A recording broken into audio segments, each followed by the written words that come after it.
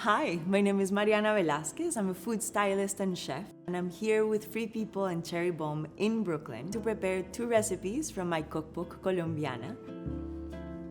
I grew up in Bogota, in Colombia, and coming from a place that it's so biodiverse, I learned to cook with all kinds of ingredients. Seasonality, richness in flavor, and the ultimate one-pot meal is the kind of cook that I am. So I found food styling kind of by chance. It combined everything that I love: cooking, photography, art. When I think about cooking, I immediately visualize it. I can't begin the process without thinking how it's going to look once it's plated. You know, the way that I choose the color palette for my ingredients, or the combinations, or the layers. So for me, it's very much a creative process that starts at the end. So the watermelon and lime punch is this drink that I discovered on a trip back to Colombia, and it's a street food. And I found all these school kids gathered on a street corner around this big metal pot filled with tons of watermelon chunks, ice, and a lot of lime juice. And it was the most refreshing and delicious afternoon drink to have in a sweltering 90-degree weather coastal town that I had to bring it to Brooklyn and bring it into my book and prepare it for you today. And here in Brooklyn, in the middle of summer, I found this great baby watermelon. And one of the reasons I love using small watermelons is that they keep longer. Also, you don't have to take up all the room in your fridge with a huge piece of fruit. So what I do is I cut both ends first so that you have a stable surface to work with. And then essentially I shave off the peel. I'm using a large chef's knife. I try to keep as much of the red away from the skin, and then I'll just kind of like shave it off a little bit more. These are flying everywhere. And then I'm going to dice the watermelon into chunks, about 1-inch pieces. Not too big, not too small, but you know, you don't have to be perfect about it at all. So I'll transfer some here. They keep flying everywhere. So here we have about 24 cups worth of watermelon chunks. And then I'm gonna squeeze some lime. You know, when I buy my limes, I make sure that they're pretty juicy. But then if they need a little bit of extra help, I just roll them and put pressure on them so that you can really squeeze the membrane inside, and that makes them give you more juice. So I'm gonna get about half cup's worth. I'll add it right here. And then with the potato masher, I'm just gonna crush the watermelon, not to make it a puree, but better to kind of bring out all the juices and break it up and make it chunky. So last summer when I made these watermelon punch when we were shooting my cookbook, it was a really hot summer day and we photographed it. I threw it in the fridge and then put it out for lunch, and people loved it so much. It was so refreshing and just like the perfect sweetness.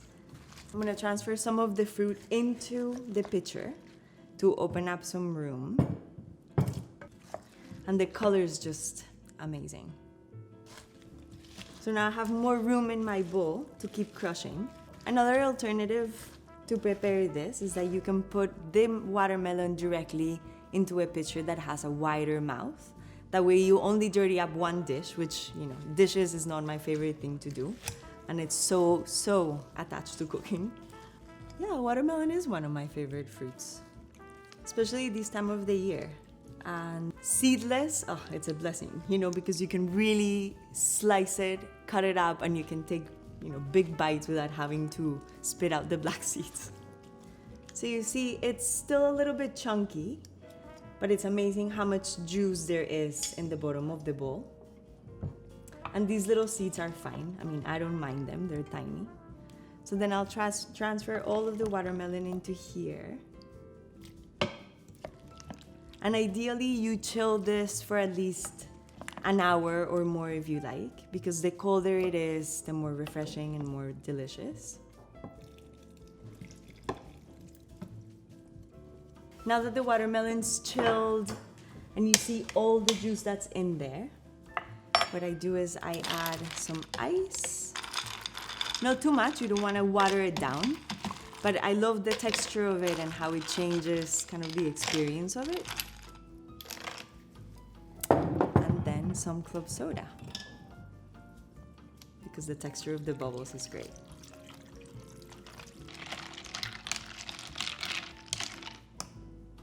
And it's done. Into the glass. And then fish out some of the watermelon chunks. And that's it. Delicioso. So the tangy heart of palm and citrus ceviche is a very easy preparation. I like to make it early on in the day so that all the flavors develop, and that by the time you serve it, it's very juicy and very flavorful. This is a preparation that it's vegan, and the hearts of palm take on the place of the seafood. So let's get started. I'm going to cut these grapefruits. I use 4 of them. And I trim off the sides. And then I'm going to go around the fruit, kind of like shaving off the skin and trying to keep as much of the pulp on the fruit and away from the skin. I really want to remove all of that white part. And this is one of those very classic French techniques that is called suprême. When you suprême an orange or citrus, limes, grapefruits, it applies to pretty much everything. Then I'm gonna go on the other side to get off all of these white part away, which tends to be pretty bitter. Sometimes when I make this recipe, I'll save the skins for the grapefruit and then I'll make a jam, or I make candied grapefruit peels, which are incredible with chocolate, or to throw them on top of salads, or just to have them as a snack. So then I'm gonna take the grapefruit and I'm going to make an incision around each of the membranes to get these beautiful skinless fruit. And I do it over a bowl because I don't want to miss any of that juice. You know, that's part of our dressing essentially. And as I go around, I try to stay pretty close to the flesh and turn my knife to get the other side. Make sure to squeeze all of this juice. And ceviches and fresh salads like this are very popular everywhere in Latin America. You know, you start seeing crudos, tiraditos, different versions that have and reflect the ingredients of different cultures. In my search for meatless recipes, I discovered hearts of palm, which is something that I ate growing up all the time. But you know, they have this incredible quality that it's really meaty. It really absorbs flavor very well, and the texture and color make it very versatile. So with different sauces, warm in the oven, roasted or grilled. So it's something that's a great replacement. Finding a balance in the way that I include animal protein in my diet, it's certainly something I really care about. There's so many ingredients and vegetables that can transform into incredible food, and in a way, cooking with just vegetables challenges me as a cook, because you have to be very good at your techniques and at respecting the flavors and qualities of ingredients to make great food. Then I have my hearts of palm. It's about 1 can. I drain the liquid, and then, you know, for presentation, it doesn't really matter the way you cut it, but I'm gonna go for long spears. When I'm making salads, I try to find cutting the vegetables or the ingredients in different shapes to give to give the visual sense of the salad kind of a more dynamic presentation. Oh, they smell so good. Everything here. Radishes are one of my favorite ingredients. I always serve them at home when guests arrive with a little bit of sea salt and butter, and they're incredible. Plus they're so pretty, I love the color. So I trim this end, trim off the leaves. You know, you can add the leaves to salads, to different soups. They're actually really flavorful and spicy. And then I use a sharp knife. You can use a mandolin to get pretty thin slices. And so as you can see, we have the grapefruit, the hearts of palm, and the radishes, and they're all cut in different shapes. That's intentional. And then finally, we have jalapeno. I like removing the seeds because I do like my food to be spicy, but I don't want it to overwhelm all the other delicate flavors in the ceviche. So I'll remove the seeds. I'll leave just a few, not to be too neurotic about having to remove all of them. I'm gonna leave the veins because again, I do want that kick at some point, but not too much of it. You know, and sometimes using a serrated knife is really helpful when you cut peppers or chilies or tomatoes because it's an easier way to cut through the skin. Here I'm using my chef's knife, but it's pretty sharp. Then I'm gonna dice it pretty small. I want the green and the flavor of the jalapeno to get distributed around the ceviche and really flavor every bite. I'm gonna do about 3 tablespoons of extra virgin olive oil, a generous pinch of sea salt, and then a generous pinch of freshly ground black pepper. And then I'll stir everything in. This is making me very hungry.